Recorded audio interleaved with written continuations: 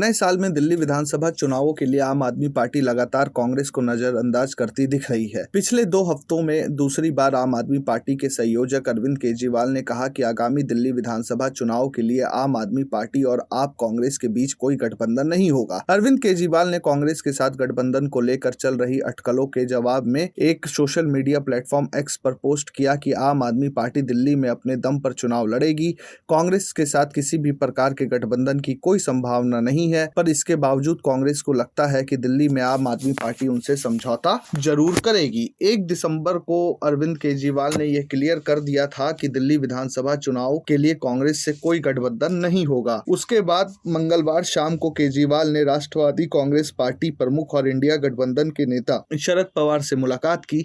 फिलहाल कांग्रेस को अनौपचारिक तौर पर भी नहीं पूछा गया। आपके राज्यसभा सांसद राघव चड्ढा, जो पहले कई इंडिया गठबंधन की बैठकों में हिस्सा ले चुके हैं, उन्होंने भी बुधवार को पत्रकारों से कहा था, मैं ये स्पष्ट कर रहा हूं कि आप आगामी दिल्ली विधानसभा चुनाव अपने दम पर लड़ेगी। गठबंधन का कोई सवाल ही नहीं उठता। आप और कांग्रेस के बीच किसी भी प्रकार के गठबंधन की खबरें निराधार हैं। आपने पिछले 3 दिल्ली चुनाव अकेले अपने दम पर जीते हैं। जब 2025 में विधानसभा चुनाव होंगे, आप अपने काम और अरविंद केजरीवाल के नाम पर ही चुनाव लड़ेगी और जीतेगी। गठबंधन की कोई संभावना नहीं है। एक मीडिया अखबार ने अपने सूत्रों के आधार पर लिखा कि पिछले महीने तक बातचीत जारी थी, लेकिन अब आपको स्पष्ट है कि दिल्ली में गठबंधन से कोई लाभ नहीं होगा। सबसे बड़ा कारण तो यही है कि दोनों पार्टियों की स्थानीय इकाइयां गठबंधन नहीं चाहती। दूसरे, आप नेतृत्व को लगता है कि कांग्रेस से कई लोग आप में शामिल होना चाहते हैं। ऐसे में गठबंधन का कोई मतलब नहीं रह जाएगा।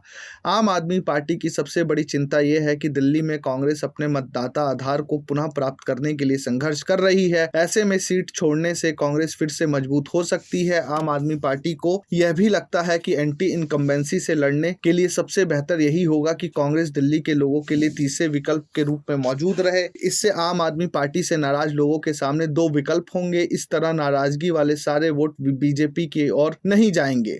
दिल्ली में कांग्रेस की स्थानीय इकाई ने बहुत जोर शोर से न्याय यात्रा निकाली। इस यात्रा में शामिल होने के लिए मध्य दर्जे से लेकर सर्वोच्च लेवल तक के नेताओं को बुलावा भेजा गया। किसी ने भी आने में अपनी दिलचस्पी नहीं दिखाई। दिल्ली कांग्रेस नेताओं ने उम्मीद जताई थी कि समापन के अवसर पर राहुल गांधी, प्रियंका गांधी और कांग्रेस अध्यक्ष मल्लिकार्जुन खड़गे जरूर आएंगे, पर बताया जा रहा है कि ऐन मौके पर कांग्रेस के शीर्ष नेतृत्व ने इस न्याय यात्रा से अपने को अलग कर लिया। अखबार के एक सूत्र लिखते हैं कि यह केवल इसलिए किया गया ताकि अरविंद केजरीवाल तक ये संदेश जाए कि दिल्ली न्याय यात्रा में कांग्रेस के बड़े नेता इन्वॉल्व नहीं थे। दरअसल दिल्ली न्याय यात्रा के दौरान कांग्रेस की स्थानीय इकाई लगातार आम आदमी पार्टी सरकार की नाकामियों को टारगेट कर रही थी। कांग्रेस का शीर्ष नेतृत्व अरविंद केजरीवाल तक ये संदेश देना चाहता है कि हम अब भी दिल्ली विधानसभा चुनाव एक साथ लड़ सकते हैं। ये बात समझ में ही नहीं आ रही कि जब उत्तर प्रदेश में अभी कोई चुनाव नहीं होने हैं, तो राहुल गांधी और प्रियंका गांधी उत्तर प्रदेश को लेकर इतने अधिक पॉजिटिव क्यों हो गए हैं। चाहे संभल विजिट को लेकर बात रही हो या संभल पीड़ितों से मुलाकात की बात हो, राहुल और प्रियंका ने इसके लिए टाइम निकाल लिया। इतना ही नहीं, हाथरस में पिछले साल हुई दलित लड़की से रेप के बाद मौत जो हुई थी, पीड़िता के परिजनों से मिलने के लिए राहुल गांधी हाथरस पहुंचे थे, पर दिल्ली में न्याय यात्रा के लिए टाइम नहीं निकाल सके। साफ जाहिर है कि कांग्रेस की प्रायोरिटी दिल्ली विधानसभा चुनाव नहीं है। कांग्रेस दिल्ली में अरविंद केजरीवाल के सहारे ही नैया पार करना चाहती है। अभी उसके टारगेट में अपने सहयोगी समाजवादी पार्टी के मुखिया अखिलेश यादव ही हैं। हालांकि कांग्रेस की स्थानीय इकाई का भी मानना है कि दिल्ली विधानसभा चुनाव कांग्रेस अकेली ही लड़ेगी। वो इसके लिए पूरी तरह से तैयार है। दिल्ली कांग्रेस के मुखिया देवेंद्र यादव कहते हैं कि दिल्ली विधानसभा का चुनाव अकेले ही लड़ेंगे।